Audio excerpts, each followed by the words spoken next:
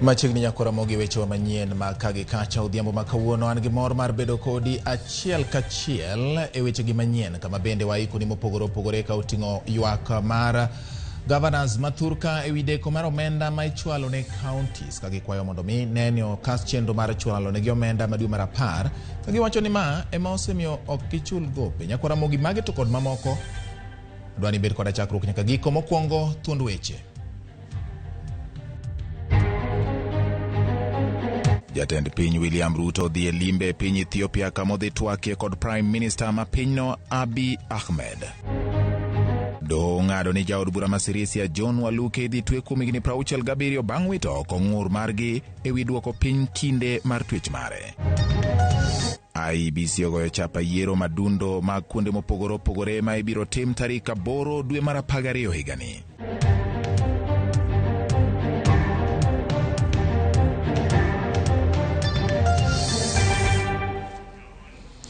Machiegni nyako Ramogi nyinga en George Bati. Riwruok mar governors wacho ni counties ma pacho ka onge kod omenda mar tayo chenro magi kanyaka sani omenda maromo bilion 51 pok ochwal negi.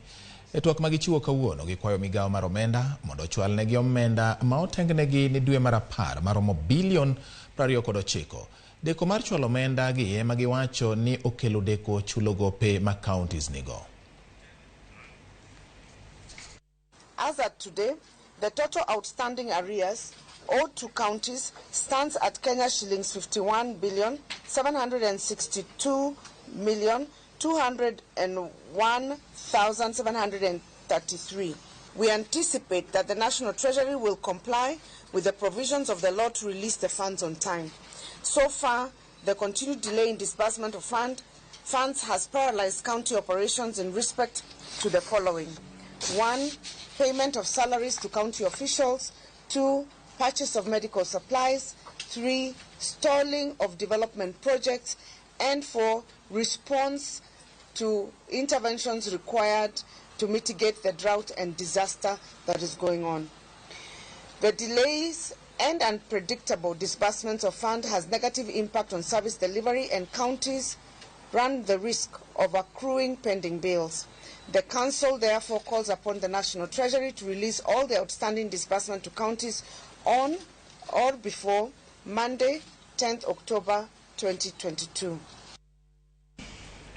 Nyako Ramogi korogi sani bang' wuok e weche mago ma governors ywak mondo mi giyude chenro mayot mag tayo tijegi e counties. Nyako Ramogi urani wadhi achiel kachiel nyaka e od bura mamalo mar piny Kenya kama kata speaker ma en jatat wake od burano Moses Wetangula loso ewi weche mopogore opogore od bura. Urani mondo mi wawinja ni to wacha ng'o e kinde ni mabende ne igeno ni odhi golo thek mare kata odhi ng'ado wach ewi ni kweth mane mathoth e od bura mamalo e kind kweth mar Azimio la Umoja One Kenya kod Kenya Kwanza. Wawinjane. Service, Gender and Affirmative Action. 9. Honorable Moses Kiarie Kuria, Cabinet Secretary, Minister of Trade, Investment and Industry. 10. Honorable Soipani Tuya, CBS, Cabinet Secretary, Minister of Environment and Forestry. 11. Honorable Kipchumba Murkomen, EGH, Cabinet Secretary, Minister of Roads, Transport and Public Works. Can the members at the bar take their seats, please?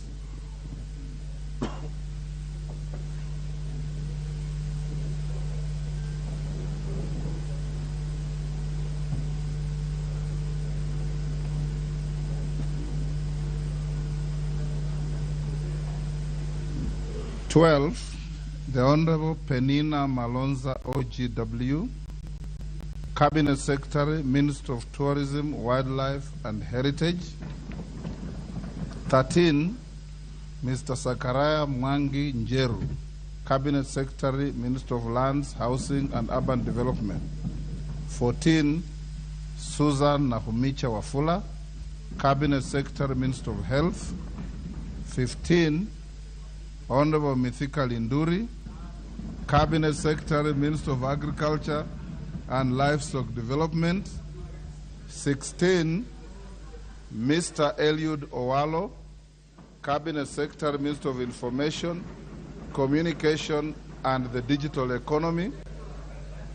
17, Honorable Ezekiel Machogu, CBS, Cabinet Secretary, Minister of Education. 18, Mr. Davis Chirchir, Cabinet Secretary, Ministry of Energy and Petroleum. 19, Honorable Ababu Namwamba, EGH, Cabinet Secretary, Minister of Youth Affairs, Sports and Arts.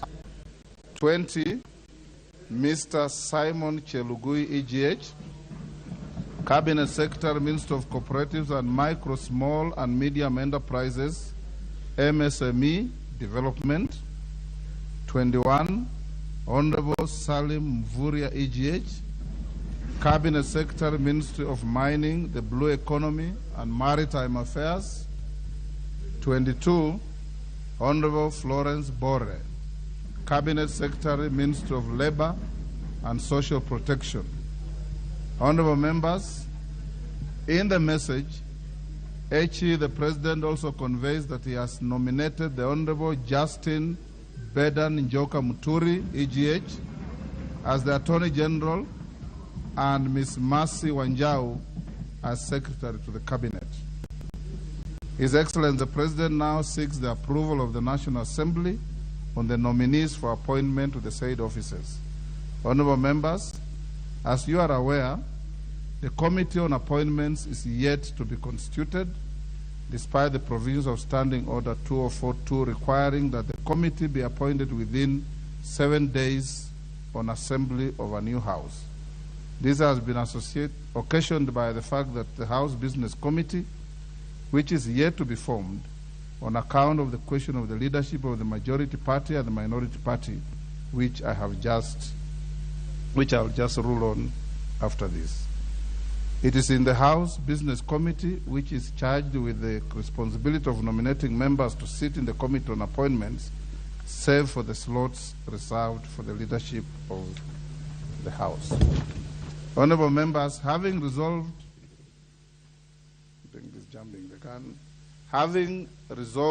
the stalemate in a short time to come, we will then move to the next level to process these appointments.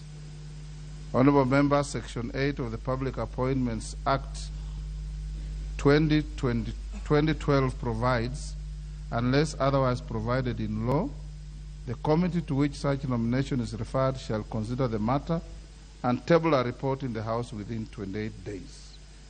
It is therefore imperative that the Committee on Appointments, once formed, immediately commences the process of consideration of the nominees to enable speedy conclusion of the vetting process within the set timelines.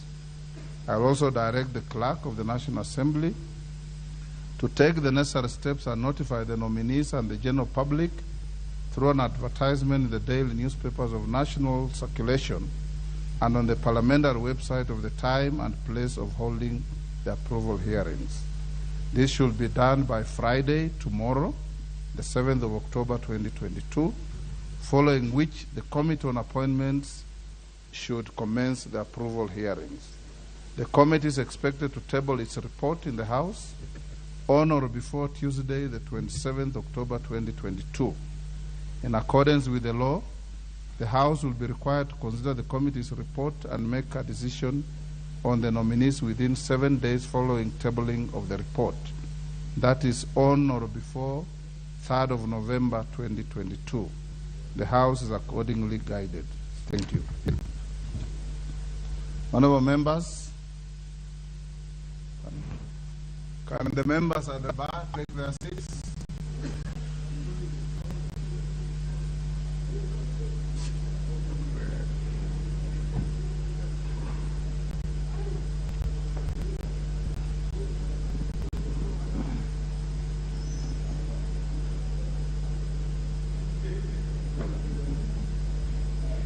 Honorable members, the following is a ruling on a matter that has been contested before this House, a matter that has been contested in correspondence with my office, and a matter that has taken center stage in the public media, on the issue of leadership of the National Assembly in the 13th Parliament. And here I go. Honorable members, you will recall that during the afternoon sitting of Tuesday, 4th October 2022, I did inform the House that a question had arisen on the manner of constituting the House Business Committee, especially with regard to the membership reserved for the leaders and the whips of the majority party and the minority party, respectively.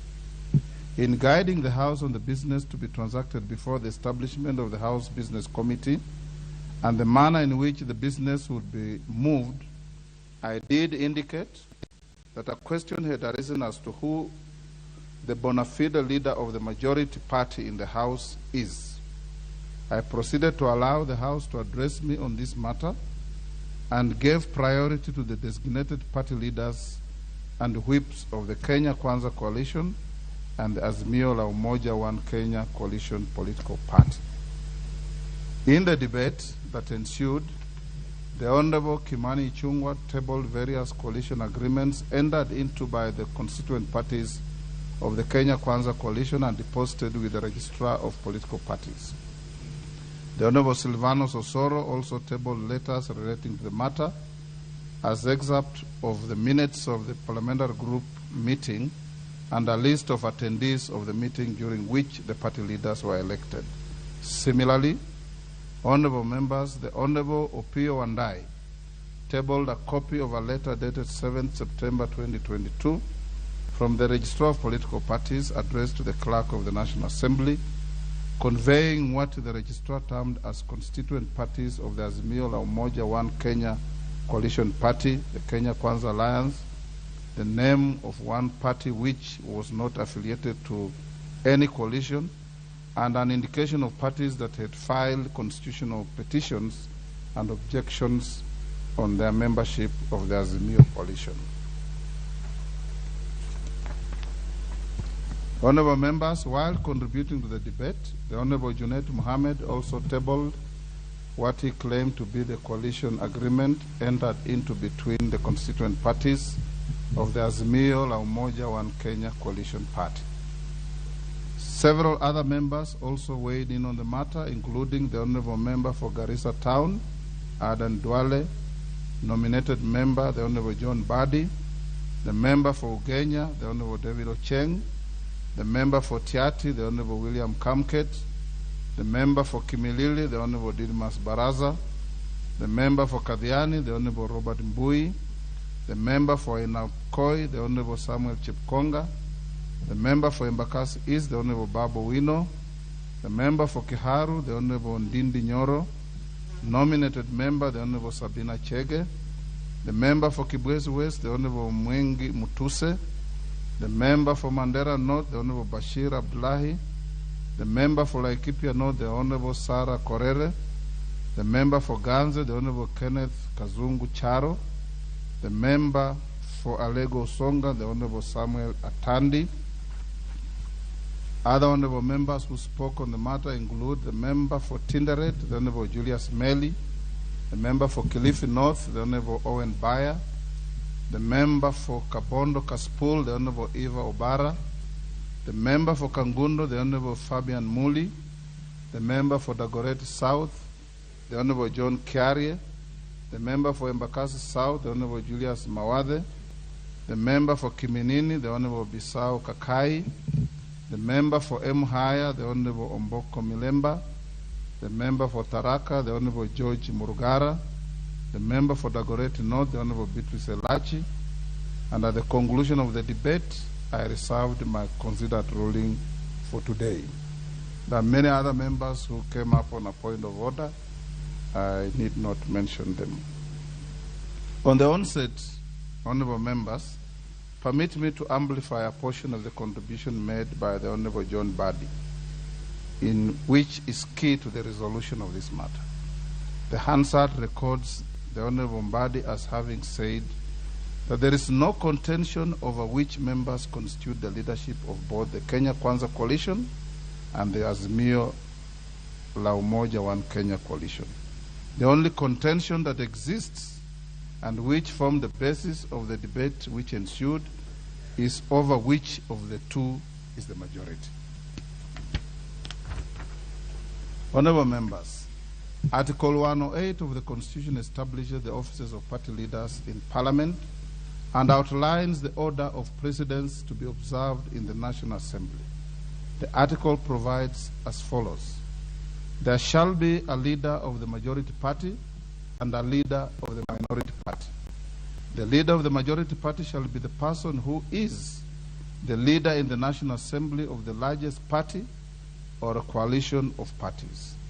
The leader of the minority party shall be the person who is the leader of the in the National Assembly of the second largest party or a coalition of parties. The following order of precedence shall be observed in the National Assembly. That is sub-article 4 of 108. The Speaker of the National Assembly, the leader of the majority party, and the leader of the minority party. Honorable members, what is clear from the Constitution is that the leader of the majority party must lead either a party or a coalition of parties in the National Assembly. I invite the House to note my emphasis on the word either. Honorable members, Article 92 of the Constitution mandates Parliament to enact legislation on various aspects of political parties. To this end, the Political Parties Act 2011 was enacted. This law has been amended severally, including as late as February this year. Honorable members, you will note that Section 2 of the Political Parties Act 2011 defines a political party as an association of citizens with an identifiable ideology or program that is constituted for the purpose of influencing public policy or nominating candidates to contest elections.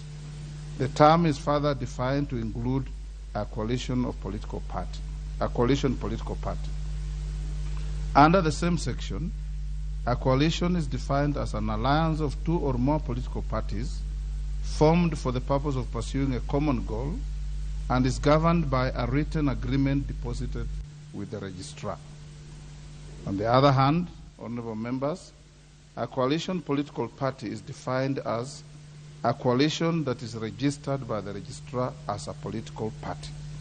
Interestingly, Section 10(1) of the Act allows two or more political parties to form a coalition or a coalition political party before or after an election on condition that they deposit a coalition agreement with the registrar.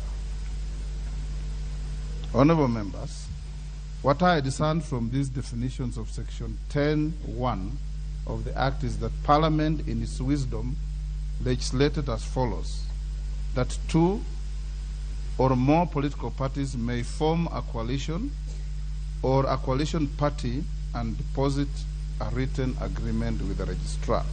Further, that a coalition of two or more parties may register itself as a political party with the registrar under the Act. You will agree with me that this legislation creates a unique and puzzling scenario where a coalition, which is a conglomeration of parties, can also be treated as a political party on its own right. Honorable members, I note that in the letter that I received from the member for Suna East, the Honorable Junaid Mohammed, on this matter, he submitted names of leaders representing the Azimio la Umoja One Kenya coalition party. Curiously, in the same letter, the honorable member signed off as Secretary General of the Azimio la Umoja One Kenya coalition. This begs the question of whether Azimio la Umoja One Kenya coalition is a coalition, political party, or both. In the debate over this matter, several members argued that a coalition political party is a perfectly legal vehicle that was used in the just concluded election to allow individual and corporate membership within a coalition. In my understanding of Section 2 and Section 10 of the Political Parties Act, Parliament permitted a coalition political party to elect to assume the character of either a party or a coalition. Honorable members, in the last general election, it's evident that Azimio la Umoja One Kenya elected to behave as several political parties in certain categories of elections, and as one political party with regard to the election of the president.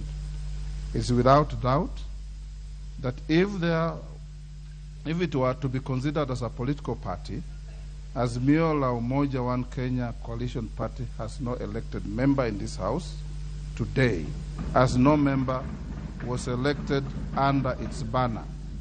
This is easily discernible from Gazette notices number 9950 and 9951 of 2022, both dated 23rd August 2022, and Gazette notices number 10535 of 2022, dated 5th September 2022, in which the IEBC, the Independent Electoral and Boundaries Commission, declare the persons duly elected as members of this House and their respective political parties.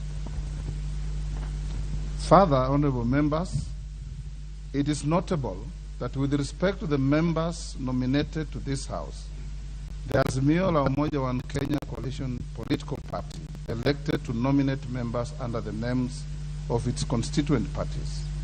This can be seen from the Gazette notice number 10537 of 2022, dated 7 September 2022, and Gazette notice number 10710 of 2022, dated 9 September 2022. The Azimio la Umoja One Kenya coalition party seems to have elected to enter this House in both elective and nominative positions through its individual constituent parties. It is a clear demonstration of the coalition party's respect for freedom of association under Article 36 of the Constitution, which exercise of political rights under Article 38 of the Constitution, and the freedom of speech and debate in the House under Article 117 of the Constitution. Honorable members, Article 108 of the Constitution also allows a coalition to elect and designate their choice of the leader of the majority party. The claim by the Kenya Kwanza coalition is based under this limb. Similarly, the Azimio la Umoja One Kenya coalition political party has staked its claim to the leadership of the majority party in exercise of its second skin as a coalition.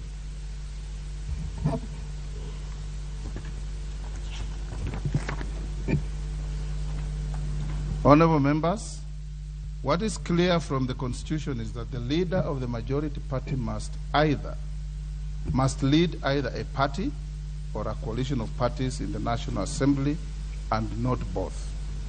Indeed, I noted earlier in this communication, in determining the matter confronting the House today, one must ask the question whether the entities claiming the leadership of the majority party are parties or coalitions. The provision of the Constitution seems not to envisage the position of the leader of the majority party being claimed by an entity that is both a party and a coalition of parties. It is apparent that, honorable members, while the Azimio la Umoja One Kenya coalition political party elected to behave as a political party in certain categories of elections in the last general election, it has now staked its claim to the leadership of the majority party in this House using its second skin as a coalition.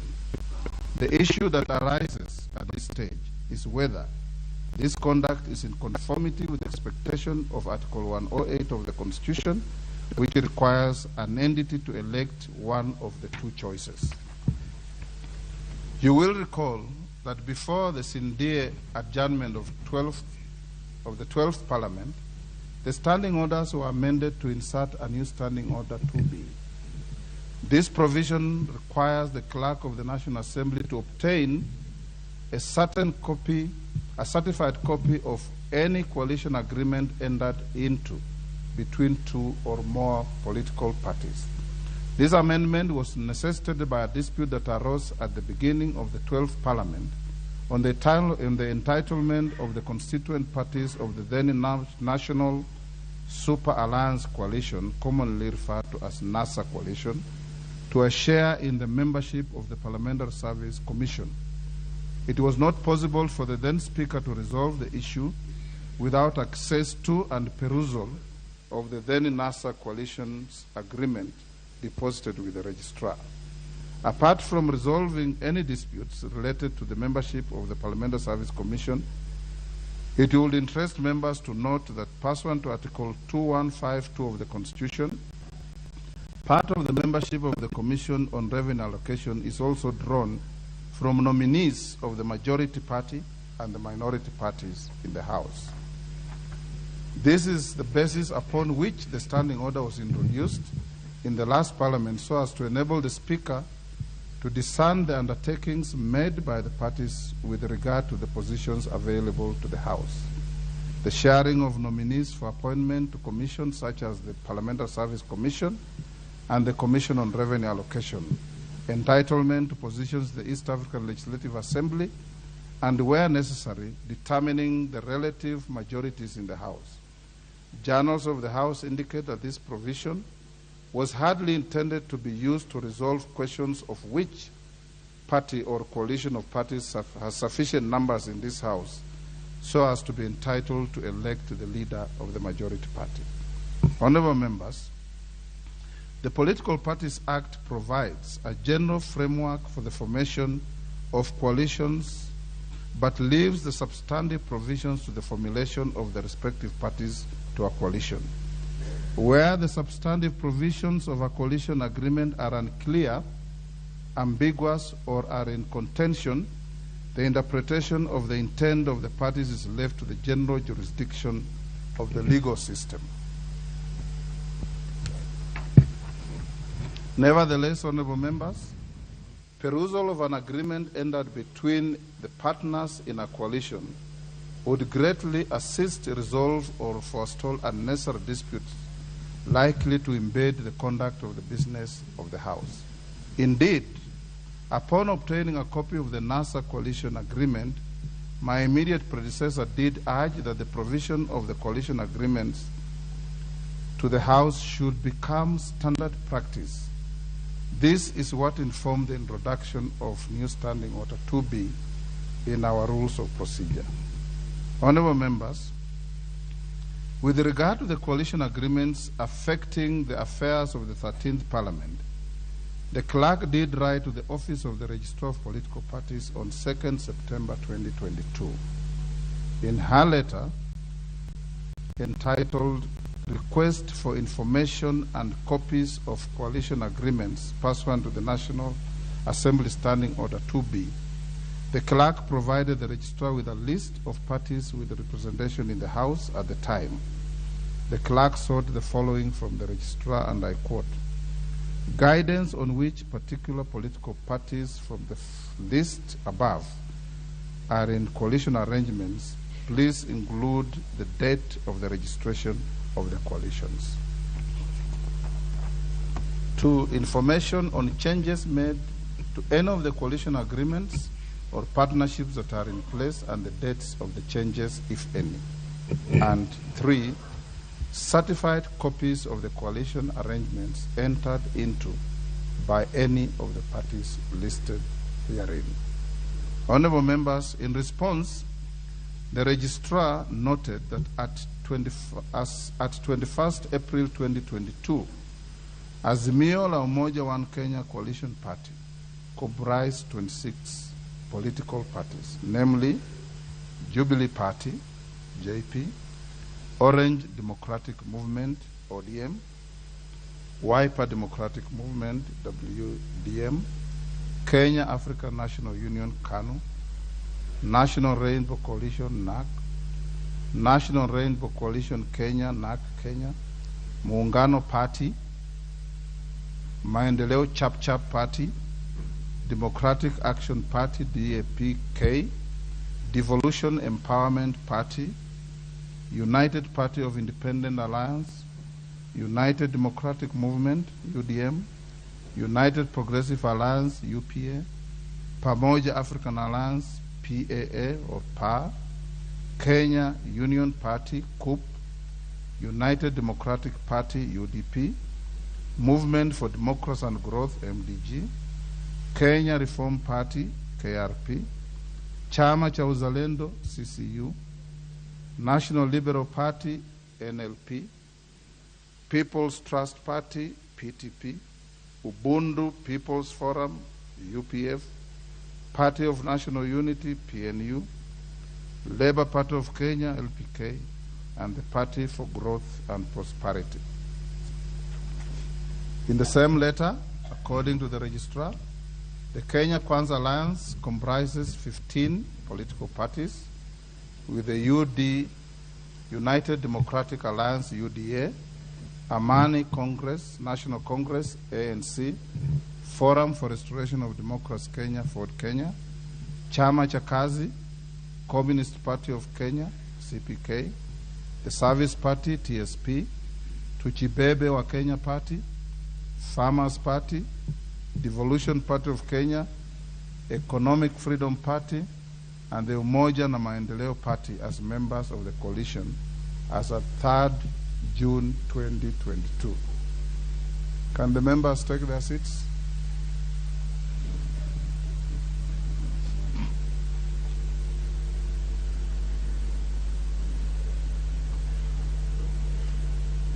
Honorable members, the letter further notes that the Democratic Party, the National Agenda Party of Kenya, the Grand Dream Development Party, and Chama cha Mashinani effectively became members of the coalition on 5th September 2022.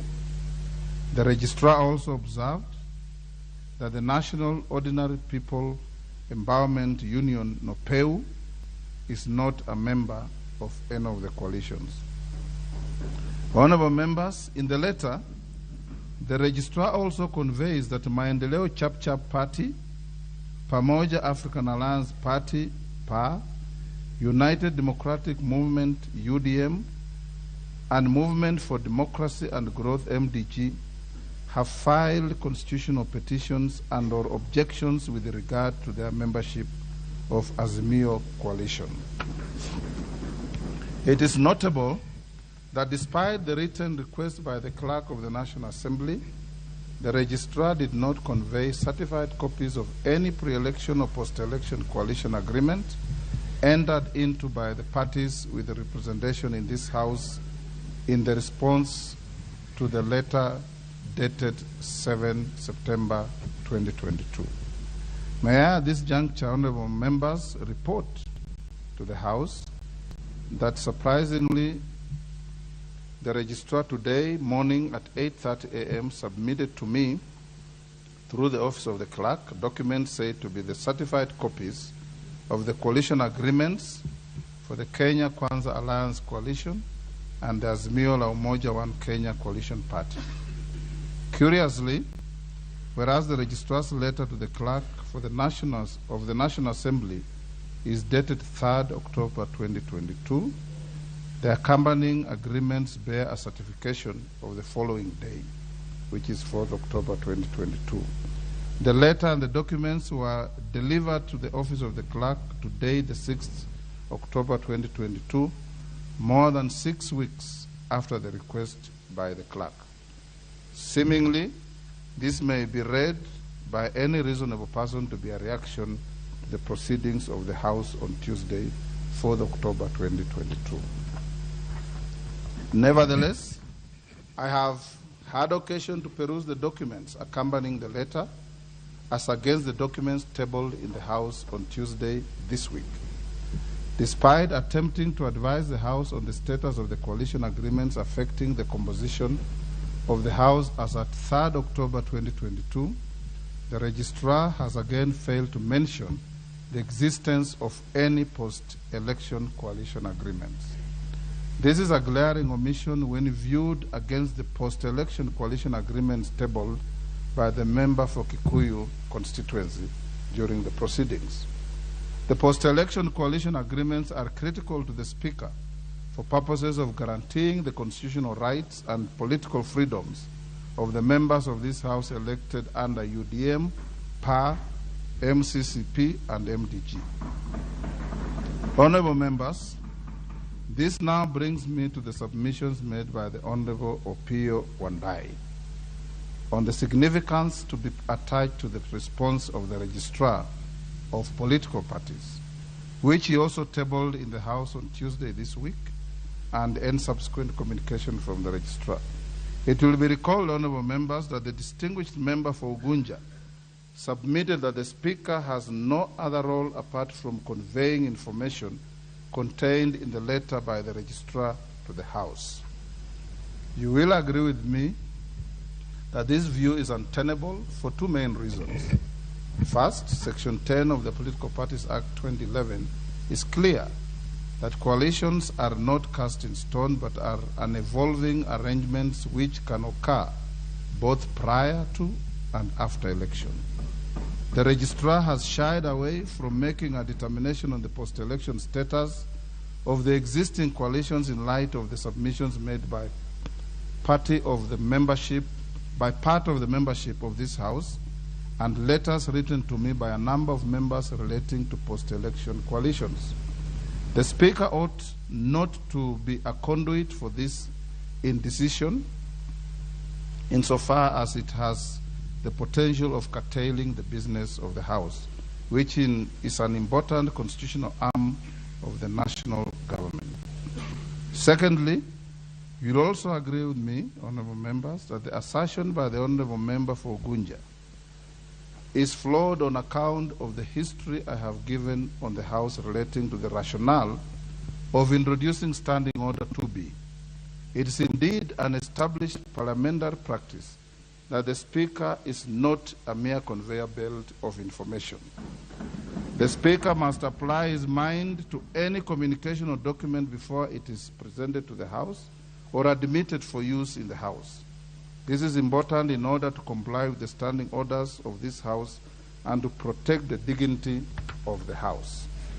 Honorable members, in the present instance, Standing Order 2B expressly requires the clerk to obtain a certified copy of any coalition agreement to assist the Speaker to ascertain the relative majorities of the House and facilitate the transaction of the business of the House. Certification of the document and determination of its veracity and admissibility is of prime importance. You will agree with me again, honorable members, that there would be chaos in this House if I was to make rulings on the basis of unauthenticated and verifiable and inadmissible documents that affect the rights of members. Honorable members, I do note that unless the Political Parties Act is amended or the House exercises its powers to call for evidence under Article 125 of the Constitution, there currently exists no express statutory obligation to the Registrar to furnish the House with the coalition agreements as contemplated under Standing Order 2B. As a matter of fact, the 12th Parliament noted this particular gap and proposed amendments to the Political Parties Act, whose introduction I approved in my communication issued during the afternoon sitting of Tuesday. Those members of JLAC have a job to do to cure this lacuna. Honorable members, attempts were made by members during the afternoon sitting of Tuesday, 4th October 2022, to table coalition agreements in support of the claims by the Kenya Kwanza Coalition and Azimio la Umoja One Kenya Coalition Party. You will recall that I ruled the documents tabled by the Honorable Junet Mohammed as inadmissible owing to the inconsistencies that were apparent on the face of the document. The inconsistencies were glaring, especially in light of allegations made by the Honorable David Ocheng's denouncing association of both himself and his party with the coalition political party. Apart from being a member of this House, the Honorable David Ocheng is also the party leader of the Movement for Democracy and Growth, an alleged party to the document tabled by the Honorable Junet Mohammed. In light of the objections raised by the Honorable David Ocheng, the document became a center of particular focus with respect to its legality, validity, and admissibility. The attempt by the Registrar of Political Parties to convey what is said to be a certified copy of the document tabled by the Honorable Junaid Mohammed on the 6th October 2022, that's today, has not made things any better. As the document from the registrar, just like the document tabled by the Honorable Junaid Mohammed, has the same glaring gaps and inconsistencies that make it inadmissible. The question of admissibility of papers laid in this House has been addressed severally by my predecessors. In the most recent case, the Honorable Justin Muturi distilled previous guidance on the admissibility of documents into 9 brief rules in a communication issued on Tuesday, 10th May 2022, while ruling on the tabling of papers by the then member for Wajir County, the Honorable Fatuma Gedi.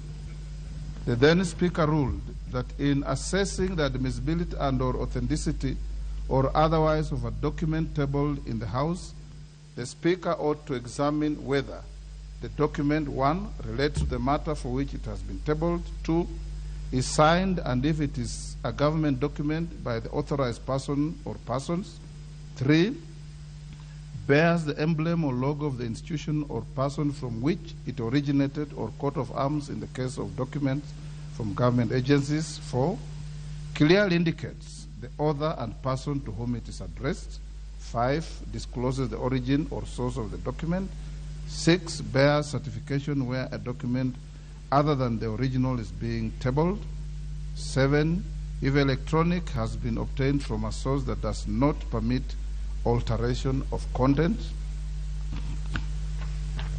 and 8 is related to a claim made before the House or a committee or its content has a nexus with the claim.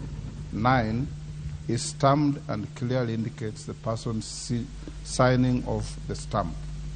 Honorable members, can the honorable members take their seats?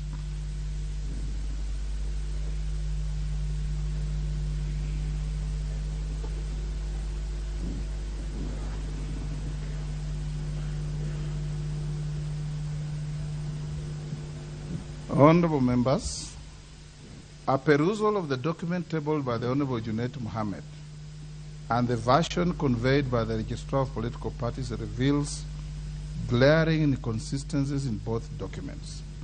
With regard to signatures, there is no uniformity in the manner in which the various pages of the documents have been signed off or initialed. Some pages in the documents contain fewer signatures than others, while page 3 of both documents in particular contains signatures that are hardly visible. The pagination of the 2 documents is also inconsistent. Order, honorable members. The pagination of the 2 documents is also inconsistent. Page 1 to 22 bear page numbers. Several pages with signatures bear no page numbers, and a paginated page appears randomly between unpaginated pages. I'm inclined to think that these are superimpositions. Honorable members, may I at this point bring to the attention of the House that several members say to belong to the Azimio la Umoja One Kenya Coalition Party have formally written to my office to denounce the association with the party. In a letter dated 9th September 2022 and received by my office on 22nd September 2022, the member for Ugenya constituency, the Honorable David Ocheng, wrote to convey the decision of his party, the Movement for Democracy and Growth, to terminate its membership with the Azimio la Umoja One Kenya Coalition Party. In the letter, the Honorable Ocheng also noted that his party is now a member of Kenya Kwanza Coalition. Honorable members, in letters received by my office on 21st and 22nd September 2022, the Honorable Kenneth Charo, the Honorable Gonzi Rai, and the Honorable Anton Kenga, who were all elected to Parliament on the Pamoja African Alliance party ticket, formally distanced themselves and their party from any association with the Azimio coalition. The three categorically noted that their party should only be associated with the Kenya Kwanza coalition, with which it has entered into its only existing coalition agreement.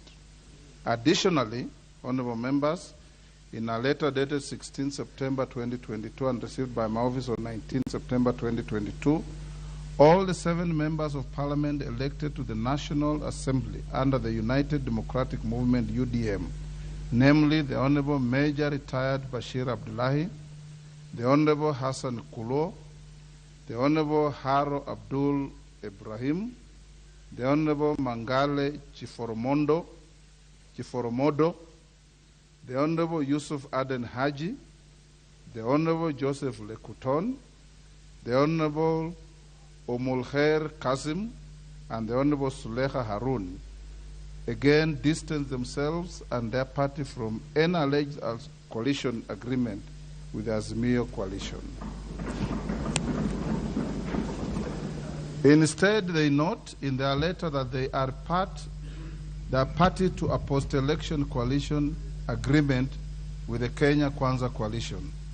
It is their contention that their affiliation with the Kenya Kwanza coalition has seemingly been ignored by the registrar of political parties. Honorable members, it will be recalled that during the debate on this matter on Tuesday this week, the Honorable Cheng, the Honorable Kasait Kamket, the Honorable Mwengi Mutuse, the Honorable Bashir Abdullahi, and the Honorable Kenneth Charo also did raise serious concerns as to the membership of the Movement for Democracy and Growth MDG, the Kenya African National Union KANU, the Maendeleo Chap Party MCCP, the United Democratic Movement UDM, and the Pamoja African Alliance Party in the Azimio la Umoja One Kenya Coalition Party. At this stage, honorable members, the question that comes to my mind as your speaker is, what am I meant to do with these contentions? Honorable members, allegations were also made by a number of members on alleged coercion and duress while entering into agreements with one of the coalitions. This, all the honorable members, I have not finished what I'm saying. This, if true, is a serious affront to the democratic rights and freedoms that we enjoy as citizens of this country. As a seasoned lawmaker and a lawyer, I note that the political freedoms granted to Kenyans by the Bill of Rights must be taken very seriously in the affairs of political parties. If I were to rely on the coalition agreements tabled before this House, I would find great fault in any provision seeking to limit the political rights of members of this House. Honorable members, our Constitution is very rights-centric. In any ruling I make as your Speaker, I must be guided by the provisions of Article 3, Article 10, and Article 21 of the Constitution. These provisions require me to uphold, respect, and defend the Constitution whenever applying myself on any questions brought before me. I'm also under obligation to jealously protect the rights and freedoms guaranteed by the Constitution to all members of this House and indeed all Kenyans. You will note, honorable members, that even when making laws, all of you are enjoined under Article 24 of the Constitution to ensure that any limits you place on a right or freedom are expressly stated and that the limitation is reasonable and justifiable in an open and democratic society.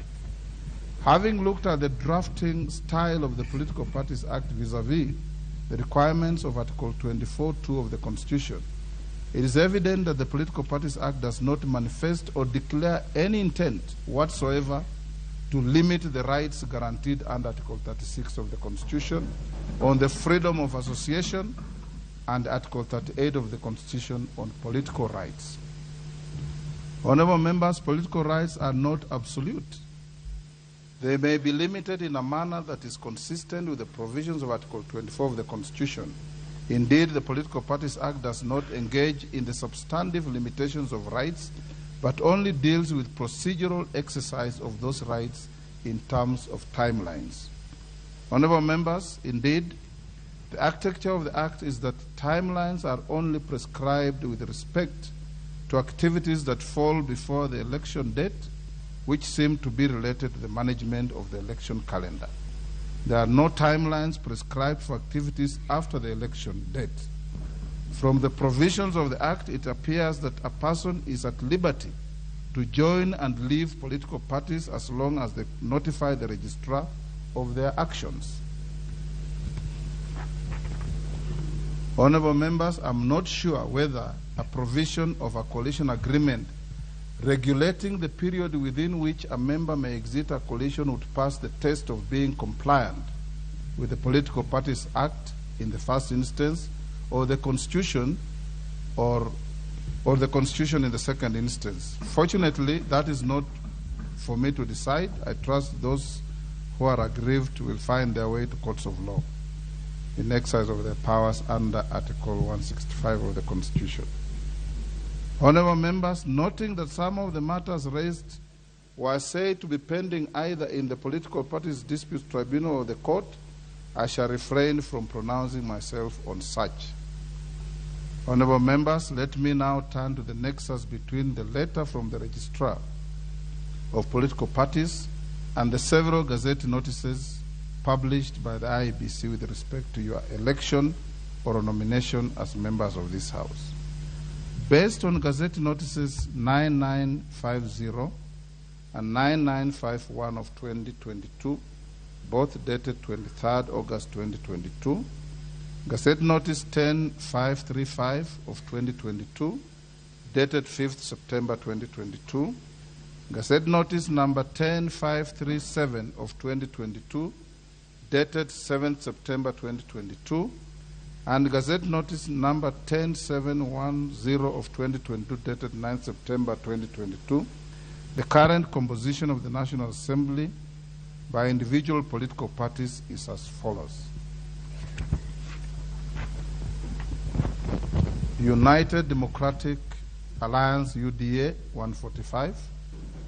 Orange Democratic Movement, ODM, 86. Jubilee Political Party, 28. Wiper Democratic Movement, 26. United Democratic Movement, 8. Amani National Congress, 8. Ford Kenya, 6. Kenya African National Union, KANU, 6. Democratic Alliance, part of Kenya, 5. Pamoja African Alliance, PA, 3. Kenya Union Party, 3. United Party of Independent Alliance, UPIA, 2. Maendeleo Chap, 2. The Service Party, TSP, 2. United Progressive Alliance Party, UPA, 1. National Alliance Party of Kenya, NAPK, 1. National Ordinary People Empowerment Union, NOPEU, 1. Grand Dream Development Party, 1. Democratic Party, DP, 1. Movement for Democracy and Growth, MDG, 1. Chama cha Mashinani, 1. Honorable members, reference to the letter by the Registrar of Political Parties will give the cumulative number of the members of the constituent parties of what the Registrar refers to as the Azimio la Umoja One Kenya Coalition Party as 171 members and against 165 members of the constituent parties of what the Registrar refers to as the Kenya Kwanza Alliance. However, it is notable that a total of 14 members are drawn from 4 parties, that is UDM, MDG, MCP, and PA, who according to the letter of the Registrar have filed constitutional petitions and objections against their membership in Azimio. This implies that the letter from the Registrar may not be used to compute the membership of the majority and minority parties by dint of the admission contained in it on the existing constitutional petitions and objections. Honorable members, it will also be recalled that the members of UDM, MDG, MCCP, and PA have claimed they signed pre-election and post-election coalition agreements with the Kenya Kwanza Alliance Coalition. Cumulatively, the membership of the four parties in this House is 14. If these members were to be added to the 165 members of the initial constituent parties of Kenya Kwanza Coalition, the coalition would comprise a total of 179 members.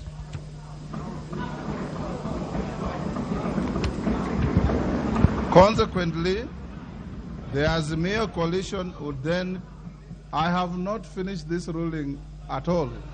Order, members. If you listen, I'm sure the Honorable Mbandi, you know the difference between if and when. I'm sure you know the difference between if and when. Consequently, the Azimio coalition would then comprise a total of 157 members. However, honorable members, the pending constitutional cases and objections by members of UDM, MDG, MCCP, and PA, noted by the registrar of political parties in addition to the letters sent by the members and the contentions recorded during Tuesday's sitting, have a profound bearing on the matter at hand insofar as the same relates to the business of the House. At this stage, honorable members, the House has a choice to either hold its proceedings and await the determination of matters that are before the Political Parties Disputes Tribunal or the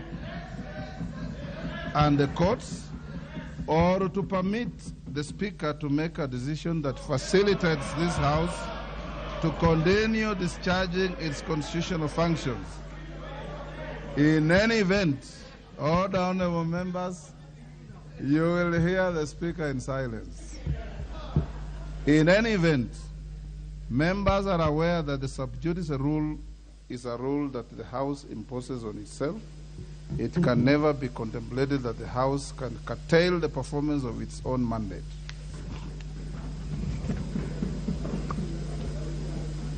Can the honorable members at the bar take their seats?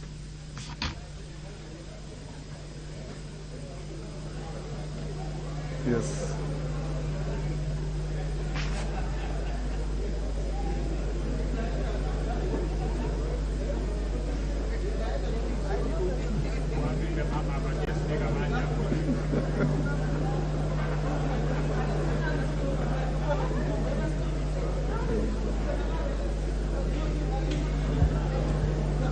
Honorable members, take your seats or take your walk. I've given you.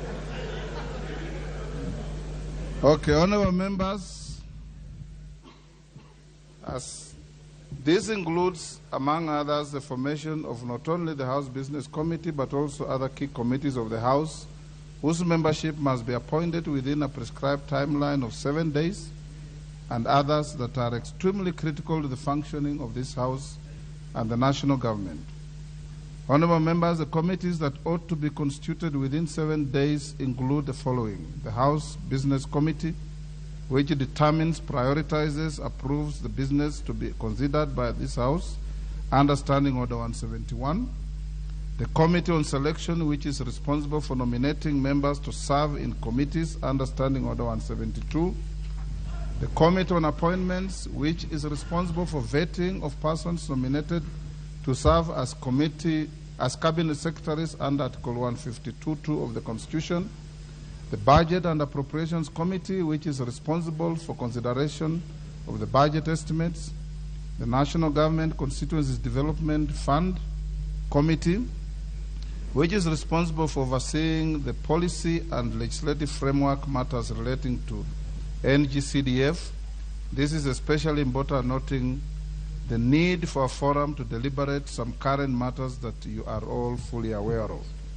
Honorable members, the disclosure by the registrar relating to the petitions and objections, the letters by the members of the four parties, the oral objections raised in this House, and the need to promote the continuity of the business of the House while respecting the due process of the courts of law, presents this House with a complex situation that requires balanced consideration of the intent and philosophy behind the provisions of Article 108 and Article 124 of the Constitution.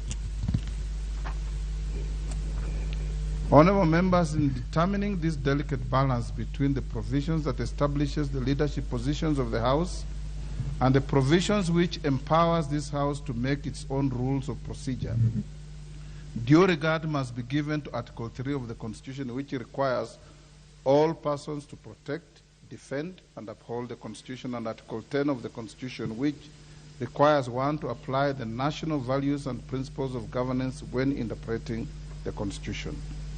Honorable members, I note that the 4 parties that I mentioned cumulatively comprise 14 members. The members elected this House under the 4 parties have exercised their freedom of association under Article 36 of the Constitution.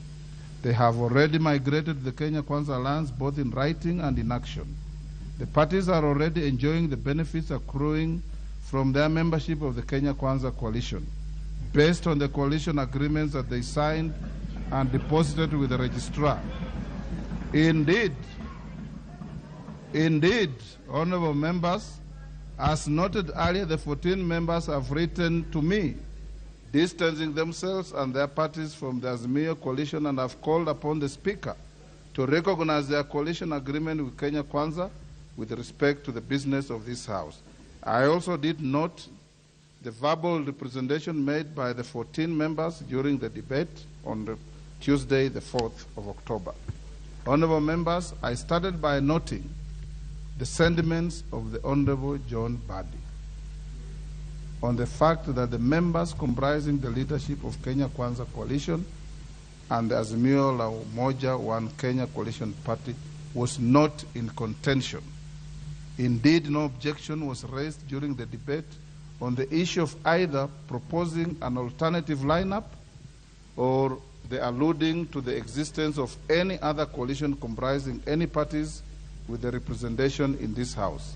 Having addressed the question of who between the Kenya Kwanza Coalition and the Azimio la Umoja One Kenya Coalition is entitled to appoint the leader of the majority party, allow me to discharge my responsibilities under Standing Order 19A4 and 24 with respect to the leadership of the House in the 13th Parliament. Honorable members, allow me now to address the House on the fate of the letters from Jeremiah Kioni before I come to that point. The Secretary General of the Jubilee Party, which I mentioned in my communication on Tuesday, 4th October. The Jubilee Party, and indeed any other parliamentary party, is at liberty to designate its party leaders and whips by dint of the provisions of Standing Order 20A, which provides for the recognition of parliamentary parties. Specifically, the Standing Order provides that a parliamentary party has the right to designate a leader and whip of the party in the House for purposes of the transaction of the business of the House. However, in parliamentary practice, the House frowns upon any purported communication emanating from strangers, especially if the matter relates to the internal organization of sections within the House. This is intended to ensure that the House only deals with persons that it can interact with and hold to account should need arise. For clarity, Standing Order 28.3 provides, and I quote, the names of the members designated as party whips shall be communicated to the Speaker in writing by the leader of the majority party on behalf of the majority party, by the leader of the minority party on behalf of the minority party, and the leader of a parliamentary party in the National Assembly in a case of a parliamentary party that is not part of the coalition forming the majority party or the minority party. In order to facilitate the transaction of the business of the House, the leader of the majority party and the leader of the minority party are required to forward to me the names of members who shall sit in the 5 critical committees that I mentioned earlier. Honorable members, Standing Order 1711F provides that apart from the House leadership, the House Business Committee consists of 9 other members nominated by the parliamentary parties, reflecting the relative majorities and taking into consideration the interests of parties other than parliamentary parties and independents. Furthermore, More honorable members, Standing Order 1711C provides that besides the House leadership, the Committee on Selection consists of not less than 11 and not more than 21 members nominated by the parliamentary parties, reflecting the relative majorities and taking into consideration the interests of parties other than parliamentary parties and independents. Standing Order 2041 provides that apart from the leadership of the House, Committee on Appointments consists of not more than 15 other members nominated by the House Business Committee on the basis of proportional party membership, taking into account consideration the numerical strength of the parties and interests of independents. Honorable members, upon formation of the committees on selection, I will be asking the party leadership to nominate members for appointment to the rest of the committees within particular priority to the Budget and Appropriations Committee and the National Government Constituency Development Fund Committee. It is imperative that in nominating the members of the committees, majority and minority leaders should, as much as possible, take into account and consideration the gender representation, the need for national balance, and the interests of parties other than parliamentary parties, and indeed the independents. As to the completeness of the membership of the aforementioned committees, you will note that I have reserved some slots for independent members in each of the 3 committees whose nomination ratios I have specified. This is to ensure adherence to the standing orders, which require the recognition of the various shades of opinion represented in the House. As my predecessor noted in the 12th Parliament, the Speaker should protect the independent members and small parties in the nomination to and discharge from committees. Honorable members, in summary, therefore, my considered determination on the matter raised is as follows. 1. Alleged coercion. That the consideration of the various allegations of coercion and duress at the time of entering into coalition agreements and an appropriate remedy for the same lies outside the authority of this House. 2. The place of members of UDM, PA, MCCP, and MDG. That in my considered opinion, it will be imprudent to treat the 14 members elected to the House under the UDM, Pamoja African Alliance, Maendeleo Chap-Chap, and the Movement for Democracy and Growth, MDG, as part of a coalition that they have expressly distanced themselves from and their parties. I am therefore persuaded that the 14 members and their parties are part of the Kenya Kwanza coalition. This, in my view, would be fair and in accordance with the previous rulings by my predecessors on related matters. 3, that with the 14 members, the membership of the Kenya Kwanza coalition stands at 179 members, while the membership of the Azimio la Umoja One Kenya coalition party stands at 157 members. This, by implication, indicates that the Kenya Kwanza coalition is the majority party, and the Azimio la Umoja One Kenya coalition party is the minority party in this House.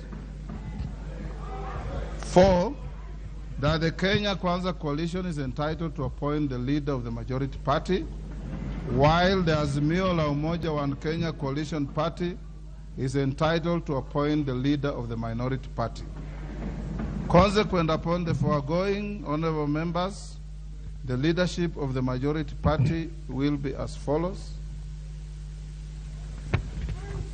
The member for Kikuyu constituency, the Honorable Kimani Ichung'wah. Order, honorable members. Order, honorable members. Can the members take their seats?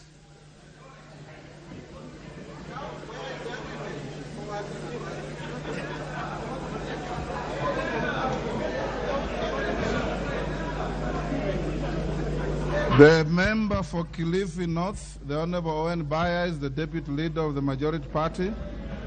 The member for South Mugirango, the Honorable Silvanos Osoro, is the majority party whip. The member for Marsabit County, the Honorable Naomi Jilo Wako, is the Deputy Majority Whip. Leadership of the Minority Party. That with regard to the Minority Party, the member for Ugunja, the Honorable Pio Wandai, is the leader of the Minority Party. The member for Kadiani, the Honorable Robert Mbui, is the Deputy Leader of the Minority Party. The member for Suna East, the Honorable Junet Muhammad, is the Minority Party Whip. And the nominated member, the Honorable Sabina Chege, is the Deputy Minority Whip. The letters from the Secretary General of the Jubilee Party, I have already touched on those, and we need not bother about them. That with respect to the House Business Committee, the leader of the Majority Party, the Honorable Kimani Ichung'wah, and the leader of the Minority Party, the Honorable Pio Wandai, are directed to submit not more than 4 members each to my office, latest by 10 a.m. on Tuesday, 11th October 2022. That with respect to the composition of the Committee on Selection, the leader of the Majority Party and the leader of the Minority Party are to submit 10 members and 9 members respectively to my office by the same date. That composition of the Committee on Appointments, that with respect to the composition of the Committee on Appointments, the leader of the Majority Party, the Honorable Kimani Ichung'wah, MP, and the leader of the Minority Party, the Honorable Pio Wandai, MP, are to submit not more than 7 members each to my office latest 10 a.m. on Tuesday, 11th October 2022. That upon receipt of the names of the members of the House Business Committee, the clerk is hereby directed to cause the list to be published in the order paper on Tuesday, 11th October 2022. The clerk is also directed to ensure that the names of the members to serve in the Committee on Selection and the Committee on Appointments are presented to the House Business Committee when the committee sits on Tuesday, 11th October 2022. That while it will be construed in the interim that the Minority Party has designated its leadership, the leader of the Minority Party, the Honorable Pio Wandai, MP, is hereby required to regularize the designation of the whip and the deputy whip of the Minority Party according with the requirements of Standing Order 20A3. Remember, previously we were notified by the Honorable Junet. It's actually now the Honorable Wandai to notify the leadership and the Speaker on who your whips are.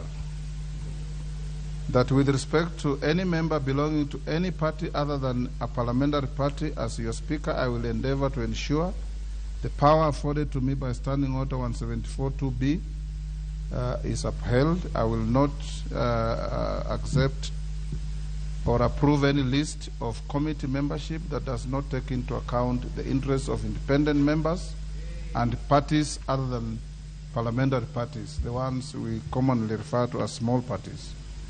That pursuant to Standing Order 259, the marked seats in the front row of the chamber to my right and to my left are reserved for the persons occupying the offices of leadership of the Majority Party and the leadership of the Minority Party, respectively.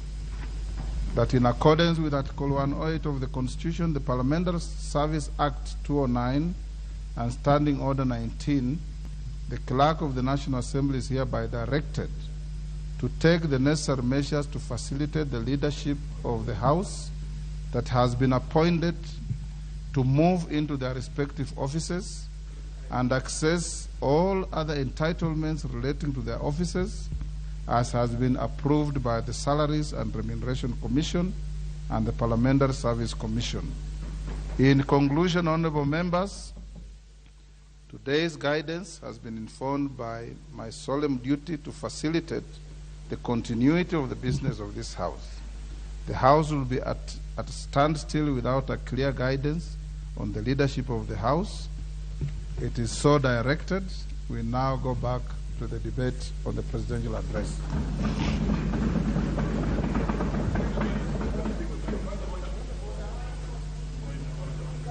Yes, The Honorable Wandai. Yes, Mr. Speaker, I listened keenly to your ruling on this contentious issue. Whereas, of course, I don't agree with it,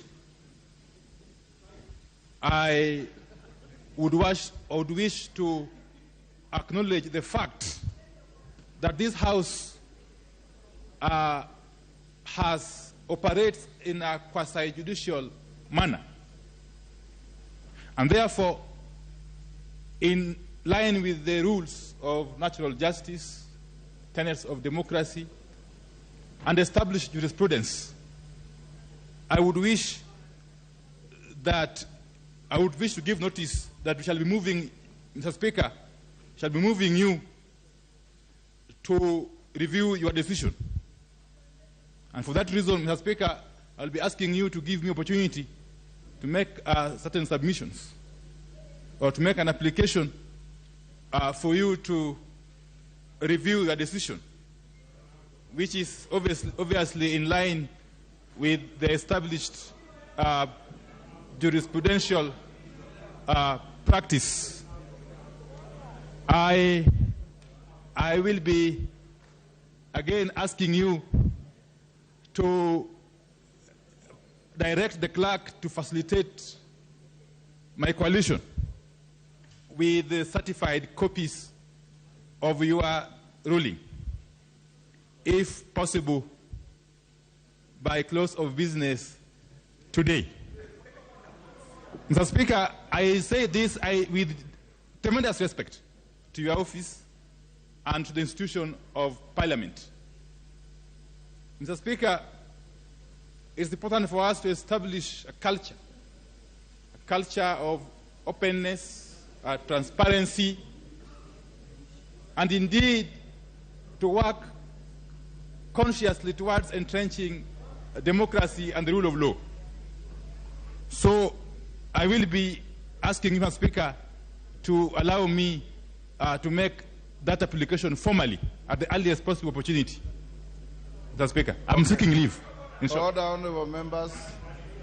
Honorable members, in the tradition of the House and our standing orders and practice, once the Speaker makes a ruling such as the one I have made, is not subject to debate, it is not appealable, and it stands as it is. I want to take the opportunity, the Honorable Wandai and all members of the House, to salute you and thank you for the decorum that you have exhibited through the close to 1 hour that I delivered the ruling. I want to encourage the House that a decision has been made. Let the chips lie where they fell. Take up your offices. Carry out a robust and vibrant oversight of the government, and make sure that public resources from taxpayers are put to good use. Audit them vigorously, and make sure that you do everything possible within the law to ensure that we have a responsible parliament with both sides being responsive to the needs of the people of Kenya. There will be no further debate on this matter. You know the rules. You are all very senior members, honorable members, and the new colleagues who have come in want to learn from you, and don't give them misdirections on procedure. I want now to go to the next order that we had abandoned, to take the ruling, and I'll give the floor to the Honorable Member Abdikader Mohamud of Lagdera. On the same matter? The same Order, Honorable Member. Order, Honorable Junet. Order, Honorable Members. Honorable Junet. Order, Honorable Junet. I have given direction. The ruling of the chair is a public document. It will be on the parliamentary website. You can get it in the course of the evening or tomorrow, depending on what the clerks will do. And you can analyze it, you can critique it, you can do many things about it except debating it on the floor of this House.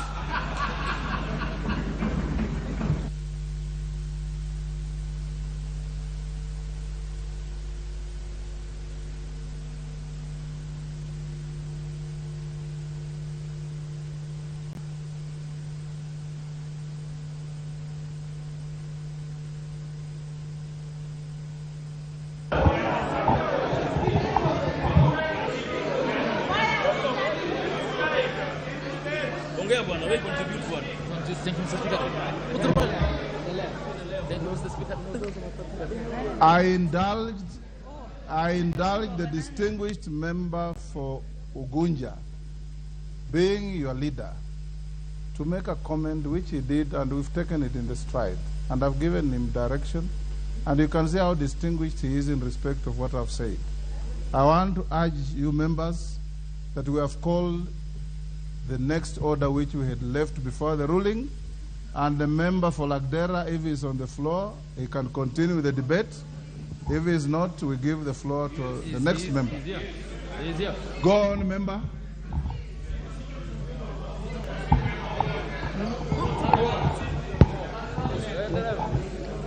Thank you, Mr. Speaker.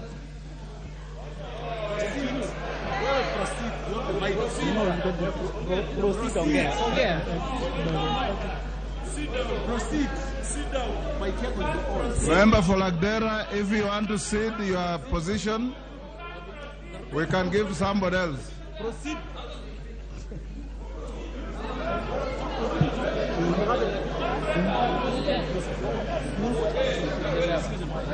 Right now.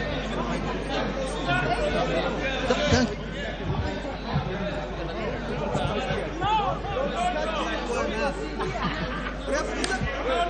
Order, honorable members, order. Order, honorable members. Order. Honorable members, order. Order, honorable members. The member for Lagdera, you will forfeit your position. You don't want to speak.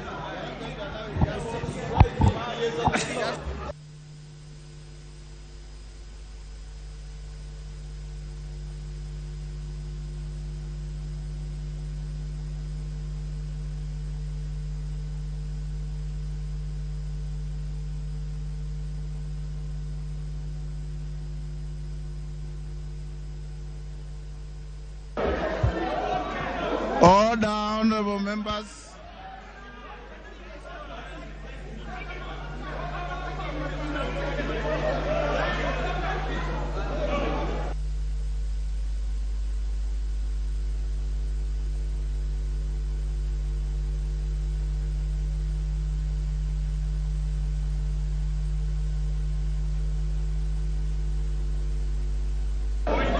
Order, honorable members. Order. Order, honorable members. Yes. Yes. Order, honorable members.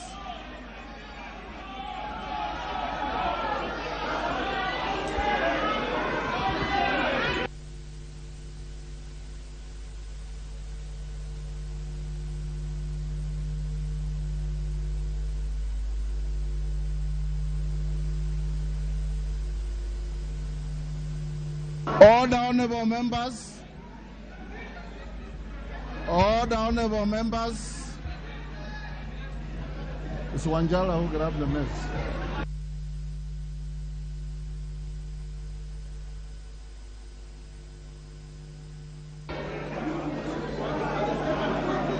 Order, honorable members. Order, honorable members.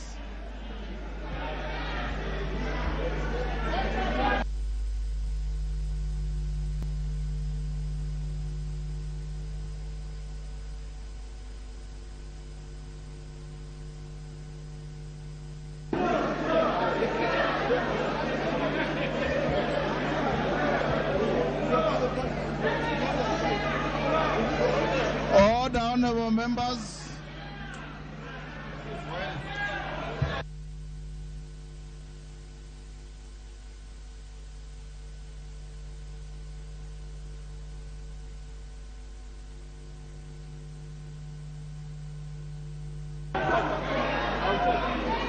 Order, honorable members, order. Give me for Tuesday.